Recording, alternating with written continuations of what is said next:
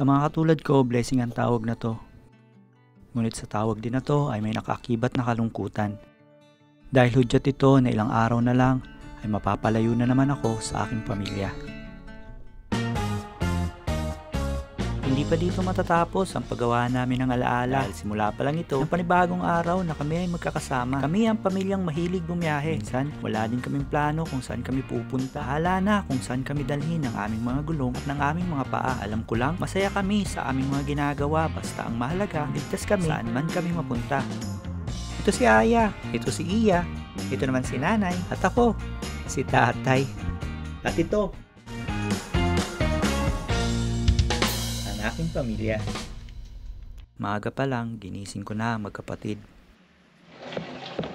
Nagsimula na din ako magprepara ng aming mga gamit at baon na dadalhin. At dahan-dahan ko na rin hinakot yung ito sa sasakyan. Hanggang nilagay ko parati. Tatay, sakay na ako. Hindi pa kami nakakalis ay may natanggap na kaming mensahe. Naklaran daw sila ulit pala. Saan? Halos pasikat na ang araw nang kami makaalis ng bahay. Balik na kami. Mama, bye-bye. Oras, lasing ko.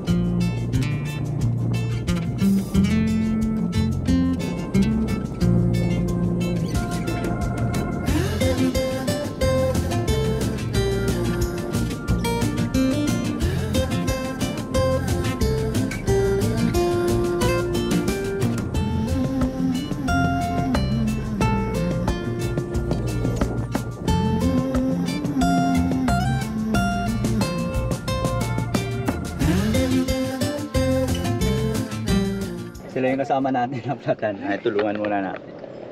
Yan, nangaga-aga nagpapakitang doon. Boss. Hanap na yan. Ang aga-aga niyan.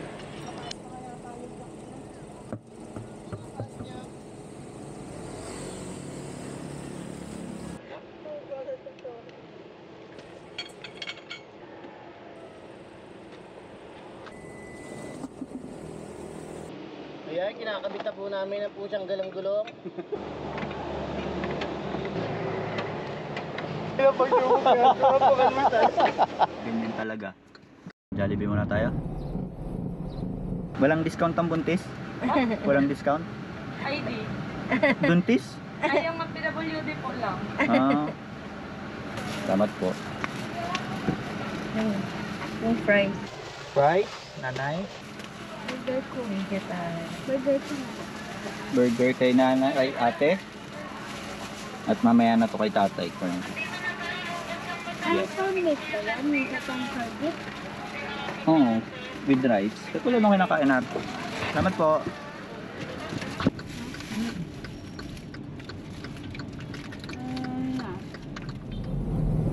Si nanay kailangan kumain. Kasi may padede, dalawa silang kumakain.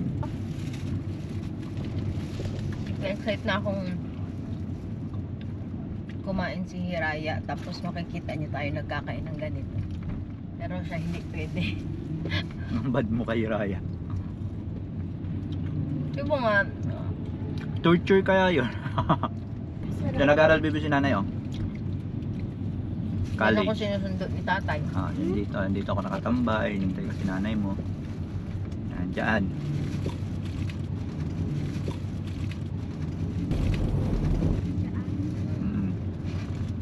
Kamusta dyan, nanay? May nagbubuli sa'yo? Wala. Hulaan mo, sinong nambubuli. Takot si nanay, takot di. Takot ang mambubuli dyan kay nanay. Kasi nandito si tatay.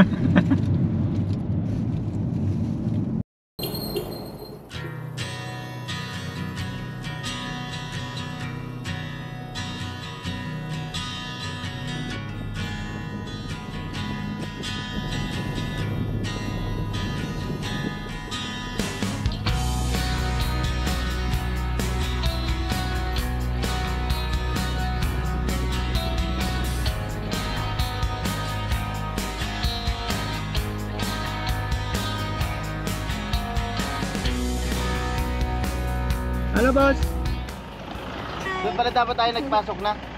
Di pa pinapadaanan niyo para makadaan tayo. Sige. Ayun. Magdaan tayo. Kilala kayo doon?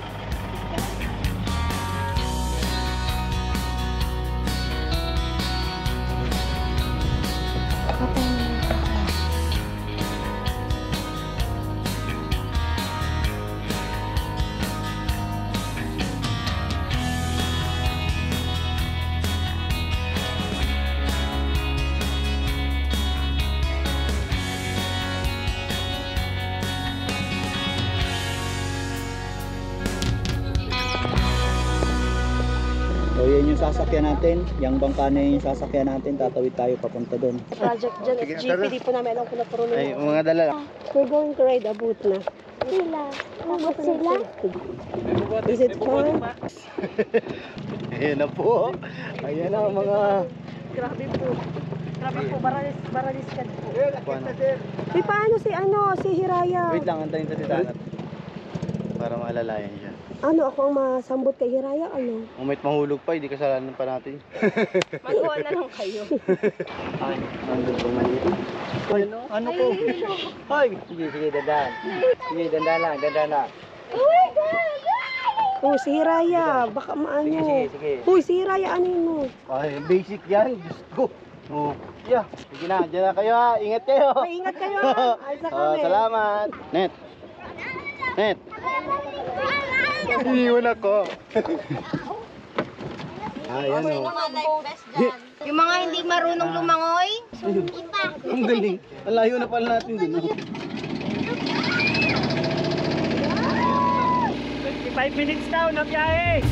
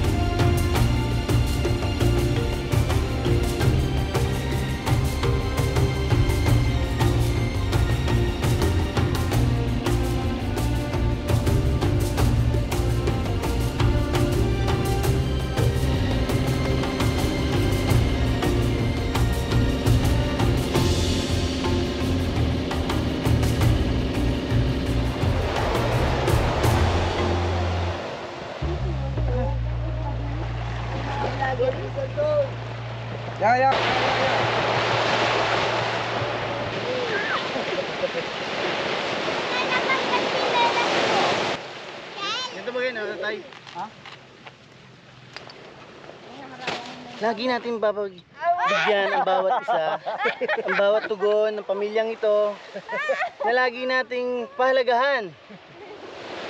Na hindi tayo laging masaya, hindi lahat ay kailangan may umaalis, may pumapalit. Na? So ayan, sana may natutunan kayo guys. Thank you.